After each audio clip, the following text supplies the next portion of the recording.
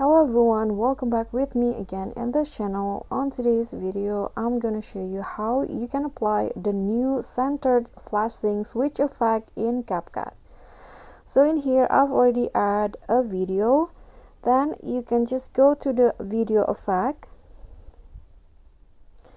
And in here on the trending, you'll easily spot the centered flashing switch effect. So just click on that effect. And the effect will look like this. If you cannot find it in here, you can always swipe through the category or section and find it on the split category. This one, flashing switch, center flashing switch. So just click on a check icon and this will be the result with the effect. If you want, you can always copy the effect and apply it to where you want to, for example, emphasize the video.